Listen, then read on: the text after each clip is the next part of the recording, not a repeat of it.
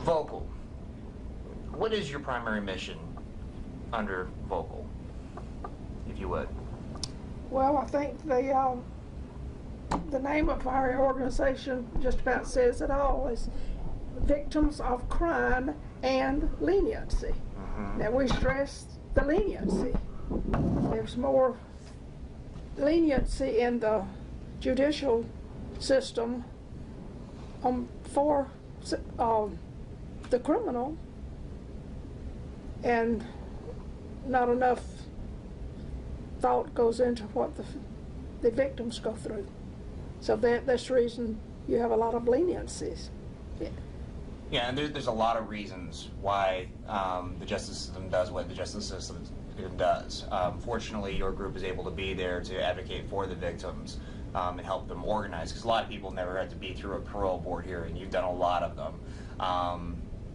Talk to me a little bit about the reason why it's so important to have someone that's been through that to help you as you approach one of those for the first time. Well, in the early years, I can very well remember what I was told when we were trying to change the system somewhat legislatively. And I was told many times that I was not the victim. It's the offender versus the state of Alabama. So that tells you something about what the system really care, if they really care anything about the victim, because it's the state of Alabama. We have nothing to do with it. And it's called the criminal judicial system. Yes. It's named after them. So they're the ones who have all the rights. And then when you start going to the legislators and you're told that you just don't understand the system, judicial system. Well, we do, because we live it. Don't tell us we don't know anything about the judicial system. And that's the crux of the whole thing. We were tired of being told that we didn't understand the system, and we were not part of the system because we were victimized and we didn't ask to be. There's all kinds of victims. There's victims that have lost their lives to crime, and there's victims that have lost their innocence and their sense of security to crime. This is one of the things that sexual predators, sexual deviants take away. It's not just a matter of speaking to rape victims that I have in the past. When somebody does that to you, when somebody forces themselves on your person, they strip away every bit of your humanity. They do. You cease to be a living, breathing person and become essentially an object. And the least little thing can trigger it. I had not too long ago, a young lady now, at a parole hearing, and she had been raped by a sex offender. In fact, I think by her father. And she was in her 20s now, and she'd gotten married and had a little girl that was like 2 or 3 years old. And her and her husband both were at the parole hearing to protest the release. And she says just the least little thing triggers it.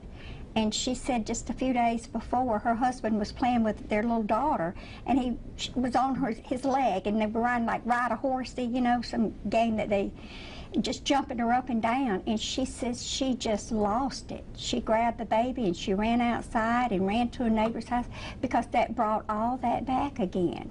And her husband had no idea what was going on. And it's just the least little thing triggers it. They live it, you know, they can't get away from it. And it's just something that, you know, you're always constantly looking. When you go to take your child to a mall or a movie or anywhere, you're constantly looking to make sure that there's not someone there that is going to try to take advantage of your child. And we do know that the sexual predators know where they can go and gain the confidence of their victims. There's so many that work in churches, and I have a real problem of churches not being more aggressive about background checks. And being able to register is one way they can check. And they go into, they work with young children, with the Boy Scouts and the Girl Scouts, just so they can gain their confidence.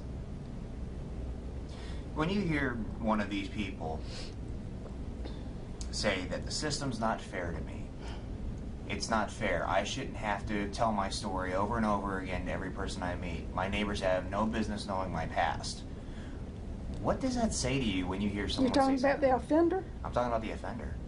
Oh, yeah. Well, what about that victim? How about this victim that has to go to the parole hearing and relive the past? And they did not ask to be victimized. That offender chose to do what they did. And that is the difference. The victim didn't choose to be victimized, but the offender chose to victimize. To me, that is the difference. And you know, they think if they go and they serve their time, then it should all be forgotten, you know, and they should be just a regular person. But they're not a regular person. And you can't just let it go. The only way we can protect our children, the only way we can protect our community is for us to know that the next door neighbor or the guy that lives down the street is a sex offender.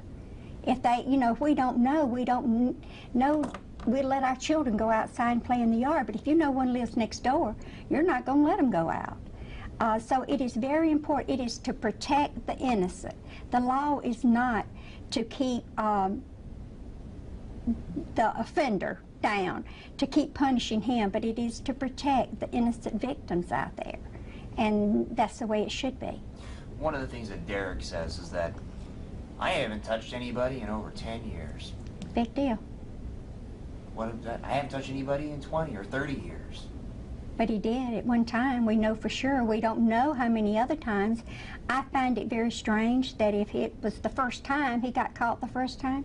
I don't quite believe that. But he did that time, and he made his choice. As Miriam said, he had a choice, and he chose it. And when you make these choices, you have consequences. And do you believe he really hasn't touched anybody in 10 years? I don't think so. I don't think a sex offender changes, actually. Yeah. When you have someone like this advocating for change, and then the truth of the matter is that the state of Alabama has changed its laws.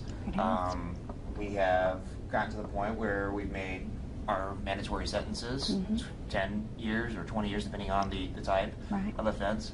But these plea deals, they still exist. And plea deals allow them to circumvent those punishments.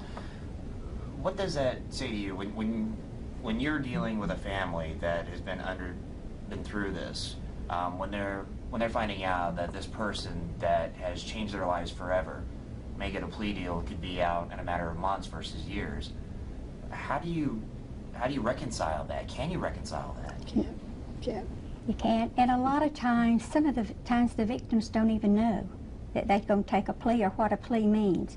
They don't know that if you get a 6-year sentence, that the most you're going to serve without parole is 2 years and 26 days for a 6-year sentence. Is that right? No, No, it's not right. Because but that is what the sentence. If it's less than, like in this case, when it happened, it's a little bit different now, but any sentence that's 15 years or less and it's not a Class A felony, they earn Alabama good time. And believe me, the only one that has good time with that is the defendants. And they only serve, they get, for every day they serve, I think they get 4 days credit. So a 6-year sentence like him would have been 2 years and 26 days. That's the most. It's a real shame that I wasn't able to reach the family on this because, I don't know, I'm not a father, but I am an uncle, and I've got a lot of little nieces that I love to death. And if anybody had ever done anything to them, Lord help me, I don't know if they'd ever gotten to trial, because I think I would have gotten to them first. Right. But when you sit there and you have your baby, and your baby doesn't understand what's happened to them, they don't understand why they feel strange or why this bad man did what he did. To have to sit there and explain that to a child, that this bad man that, has gone away, he's not going to hurt you anymore, is back out. can you imagine anything more complicated and more Horrendous. emotional for a family? No, no, and it happens so often. You know, they think they get a sentence and he's going to be put away for, say, 6 years. Well, you know, that didn't happen in this case. And it's really bad, especially as we said earlier, children, I mean, they take away their childhood. Their childhood is raped, their security, their innocence, everything. And it's even worse when it's a family member, because then, you know, they don't really know who to trust. And it's just something that, and it stays with them. They don't, if they've served 2 years or 3 years and then they could go on with their life, that'd be great.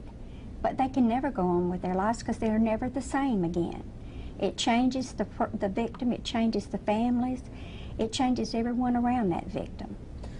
What would you both like to see done? How can we change this in order to make the system fairer to the victims? Is there something that you have heard or seen or anybody else doing that could make a difference? How's that locking these guys away for the rest of their lives? First, truth in sentencing. If you get 10 years, you serve 10 years. You know, at least then the victim will know what they're going to get, because we have a lot of victims that come to parole hearings and they have no idea that the inmate's going to get out within a year or 6 months or whatever anyway, because he's going to end his sentence because of the good time law, and they don't know that. And if they're told when they take the plea, and I know there are victims that are so traumatized that if they're told, they might not remember it, but I am of the opinion that they're never told in the first place that they're going to earn good time, because when they get the notice, and you know, they just know they're going to parole hearing, and so many times they're going to end their sentence in 2 or 3 months, and they're thinking they're coming to protest a parole hearing, that they're going to serve several years more. And we looked and said, you know, he's going to get out in his sentence at this certain date. No, I didn't. That should not be. That should not be. But the law has changed. You know, in 2005 it changed, and that's when we had the mandatory sentences for Class A and Class B felonies, that's tremendous. And now with the new law that went into effect in 2011, it's even more so. So I believe Alabama has very good and very strict sex offender laws. How well it's all being carried out, I don't know, because I know it does put a strain on the sheriff's offices or whoever has to deal with these sex offenders when they're released.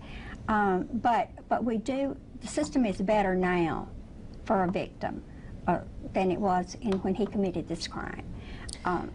So we've seen improvement, but it's not good enough. However, we get these good laws passed, and I think Alabama probably is one of the better states with a good protection for the victim. You have to be a watchdog. Yeah. And see, they don't amend the laws that we've gotten passed that we thought were so tremendous. Someone asked me this time, well, what does Vocal is supporting legislatively this time? And I said, well, what we're doing right now is being a watchdog, because there's always this bill's already filed, amendments already filed, pre-filed. That is be very detrimental to a crime victim. And if you're not on top of it, it will be amended. And a lot of times this is left up to the victim. I mean, they are notified when the inmate, once he gets out and he moves around, but you know, he may be out 2 or 3 months before they get that notice that he's been released. And, you know, they have to sometimes keep up with him to make sure that, you know, he doesn't do something else. If he doesn't come within, try to contact them and everything. So they have to be on guard. The only time that they really can feel safe is when he's in prison, because that's the only time you can be assured that he is not going to sexually offend another child, is when he's locked away. That seems very unfair, that the victim becomes the person that has to be the watchdog. Yeah. And we do have a statute that, in the constitutional amendment, that the Department of Corrections would have an obligation to notify the victim when their offender is dies or is released, or what have you. They change status. There's a catch to it, though. They have to notify the Department of Corrections that they want to be notified. It It's doesn't not happen. automatic. It's not automatic. It is, the parole board is mandatory for them to notify the victim when they come up for parole. It is not mandatory. See, the parole board and the Department of Corrections in Alabama is completely separate. It is not mandatory that they notify you from the Department of Corrections unless you notify them that you want to be paroled. Now, how many victims know to notify the Department of Corrections that I want to be notified? Unless you keep up with what's going on in the system. And very few victims know to do that. Let me sort of change a little bit, because I want to try and give you guys a little advocacy as well for being so kind to do this interview for us. I have somebody, hypothetically, that is having to deal with this kind of situation, or any kind of situation in which their family has been victimized. How do they go about getting involved in Vocal? And if I'm somebody that wants to help you guys out, how do I go about doing that? You want to answer that? Well, there's a lot of things that can be done. We do have Vocal chapters across the state. I think we have 8 chapters now. And it's made up mostly of victims, people who have been through the same thing. And a lot of times that's the only way you can fight back. You don't have a choice in being victimized. You don't have a choice in the sentence. You don't have a choice in the release. You don't ever have any kind of choice in anything. But you can choose to get involved with something like Vocal and to make a difference for others, because you're already the victim. And that's why we do what we do, because we want to make it better for the next victim, because by the end of this day there's going to be a lot more victims out there than they were when the day started. And but we do have these chapters. We go to parole hearings with victims. We go to hearings, trials. We're there. Over the years, we've gained a little bit of knowledge about the law and the system and how it works. And we share that to try to tell them so they will know and be better educated when they go to court, that they'll know what what this means and what that means. We are. In fact, you may not know, but we do crime scene cleanup.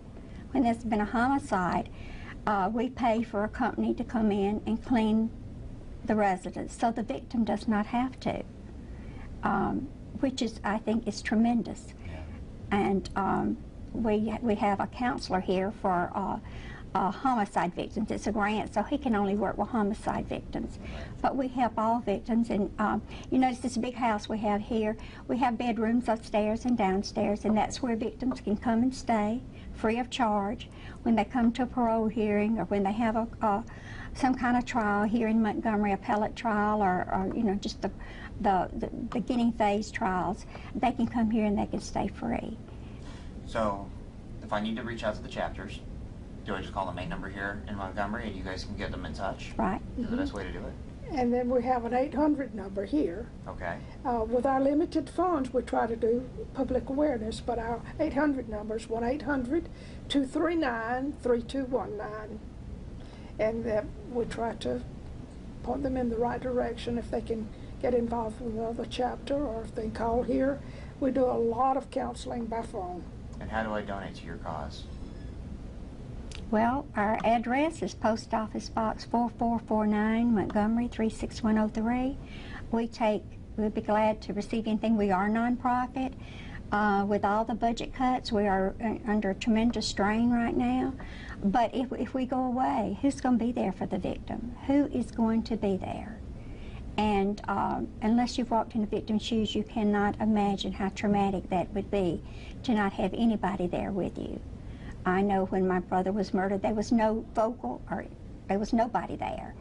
And my family would have made it a lot better, would have survived, if there'd been someone there that we could talk to, someone who knew what we were feeling, someone to, just to support us. So it is very important. Vocal, to me, is a tremendous organization. It is there for victims. And we help any way we can. We go around and we speak to the police cadets and everything, and we tell them, if you don't remember anything else from what we said today, if you ever come across a victim and you don't know how to answer their question or what to tell them, just give them our number, and we can help. We will find someone that can. And it's important that victims find someone that are willing to listen. That's the most important thing in this world, is to listen. Because you don't know until you're victimized how, I guess, you feel kind of shunned by the general public, because you almost feel like other people feel if I have to share that with you, it might rub off on me. I don't know what it is, but I have actually had to I have spoken my daughter's name after all these years, and not in a, because I like for her to be remembered, and not in a sad or, you know, and they just drop their head, and I know not to speak her name again. I know that one of the other things, and I'm sure that you guys help with that as well, but my camera isn't always welcome after one of these kind of stories happen. When a family has lost a family member, that kind of thing, when I come knocking on the door asking for a picture, or if I come asking them to talk, I would imagine that y'all also help, you know, people understand, and I guess not necessarily work with media, but understand that the media is not trying to victimize you again. Yes. Well, sometimes they, you know, some victims have had bad experience with the media, but a lot of times, especially in Alabama, I believe, the media, I think people in Alabama are very sincere. I don't think that the media here is anything like it's portrayed in other places, because I think the media really does, they want to get the story out, and maybe the victim might feel that they're losing some privacy or something, but really the people need to know what's happening to these victims. And when a crime first happens, everybody feels sorry for the victim. Oh, that's horrible, I can't imagine. But 2 or 3 years down the road, when they get to a trial, people don't remember the victim. No. They don't. And then they remember the person. Well, he gets 100 years. Well, But he they doesn't. look normal, don't they? Yeah, they do look normal. You need to tell him that. But they don't get, you know, they feel more sympathy for the criminal. And all they have to do, if they don't want to be burdened with a sex offender label on their driver's license and everywhere they go, then don't commit the crime. It's as simple as that. But if they do commit the crime, I think it should follow them to every day for the rest of their lives. Everybody has choices, and you better think about that. What choices you make in life, there's consequences. And the victims have no choices. They don't choose. They have no control over their destiny. And something like this, when it happens to a child, I mean, this lives with them forever. I mean, it's, you know, it's there. The trauma is there forever, and it never goes away.